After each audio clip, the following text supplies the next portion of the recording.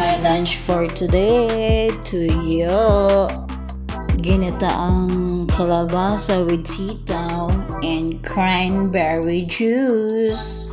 And let's eat na. Yung nangyari sa aking cellphone, kung nung una, yung unahan lang yan, tap lang ang nakakawang, ngayon hanggang dito na. Kasi parang yung battery niyan ay nakapahalang dito. Ayan. Kaya minsan, na kung noon 50% ay namamatay na siya, ngayon 80% namamatay na agad-agad. Ayan, kawang na. Kawawa naman ang inyong lola. Sayang naman yung cellphone ko. Kita ang kawang. Hindi lang halata pag merong casing na nakalagay. Buti naman magandang lapat. Pero sayang. And ito yung mga coins nila dito. Ayan, may naipon na naman ako. Alam nyo na, may bibilhin na naman ang lola nyo. And ulitin natin, ito yung kanilang $2, $1, 50 cents dollar, tapos 20 cents dollar, at pinakang huli ay 10 cents dollar. Di ko lang alam kung may mas pinakang huli pa siya, pero yan yung akin na nga na-collect pa lang. And kung napapansin nyo, ito coins na to, ito yung $2 nila na parang magkapatong na coins, pero hindi, isa lang yan. Mukha lang siyang dalawang coins. And that is here. Bibilhin daw tayo sa tindahan. Ako bibili ako chocolate. Pag minakasalubong. Bibili sa maliit na tindahan. Aray ko po. Doon lang ang amin. Di tamad maglakad, mainit daw. Chuchal. Dili ako.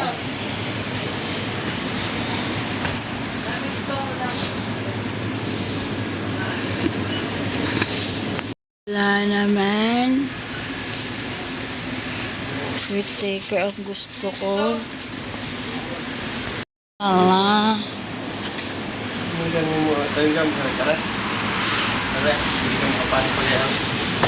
Flavor. Peanut slab.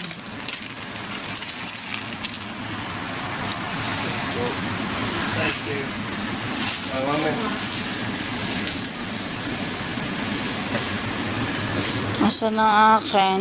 Itong muna amin. Walang hazelnut.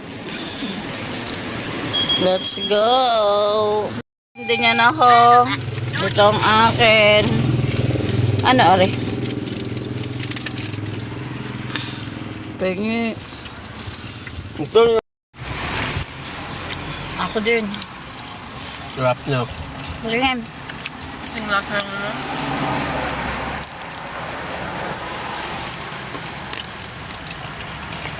Sigurado.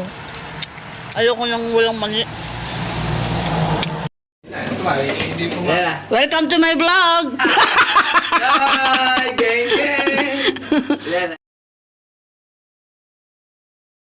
Nalo ko na.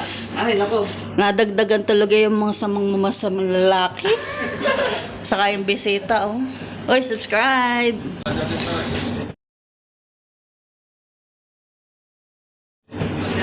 O ano, Rapa? Ilan na kayong mga pogi?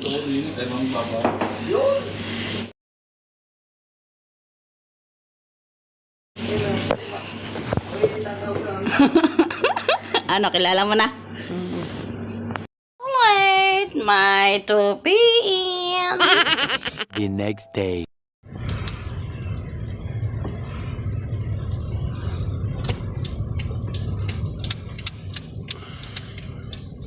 Principal's personal. Hindi, bababa. Bye, bye. Good luck. Ingat. Sabihin mo sa teacher, ha? Pag may masakit.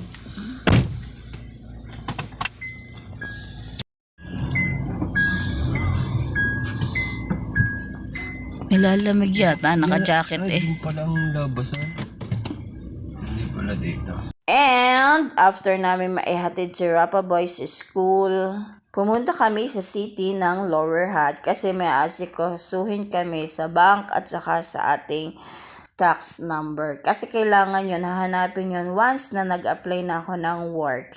So, meron tayong problema.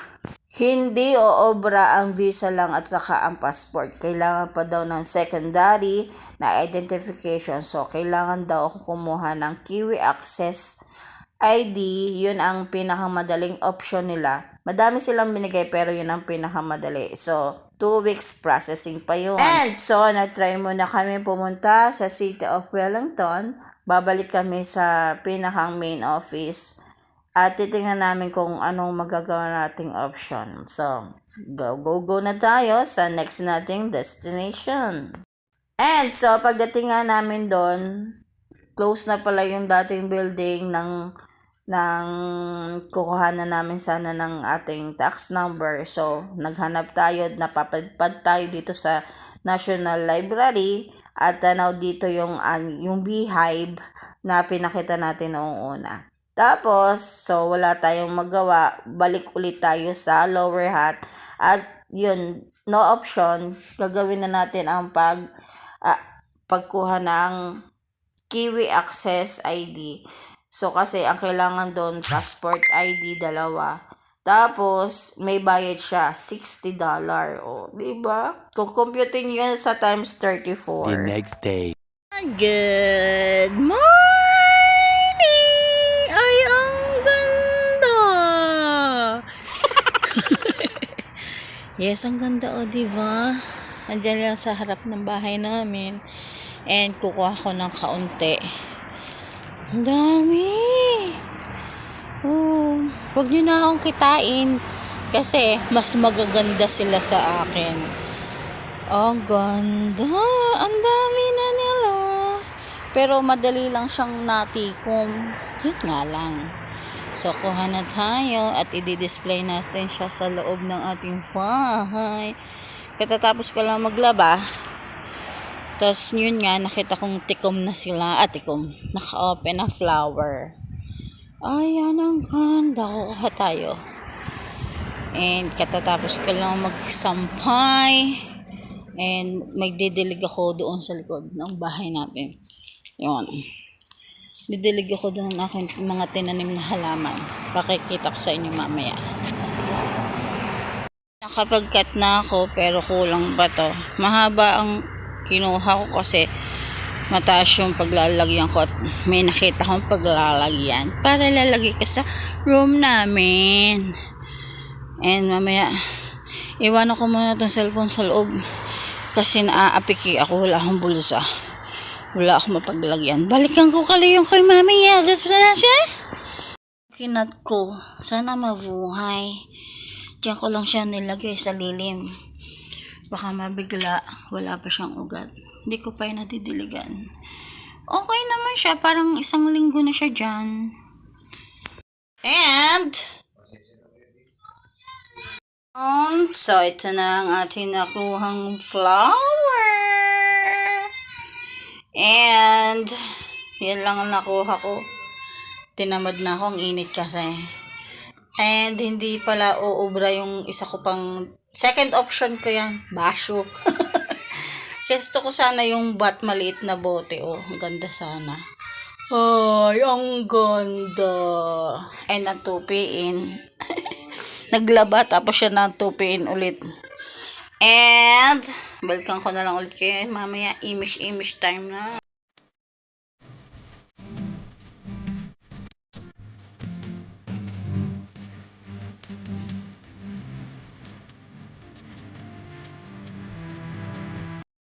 And, yun, biglang dumating si kuya.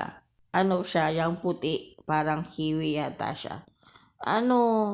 Nag-hire sila ng sinalolo ng magmamawer. At ayan, kasama pala sa imamawer yung ating kuhanan ng bulaklak. Kasi nga, para dito, damo lang yung ating kinuhang bulaklak. And so, yun nga, wala na tayong makukunan. Buti na lang nakakuha ko ng kaunti kanina. Buti na lang.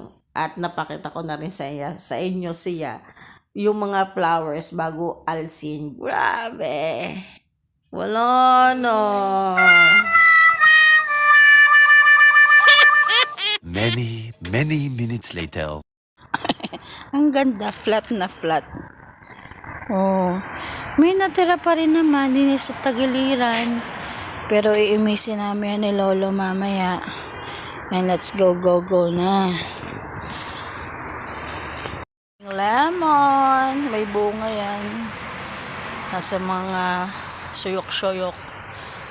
Ayan, lemon. And let's go na.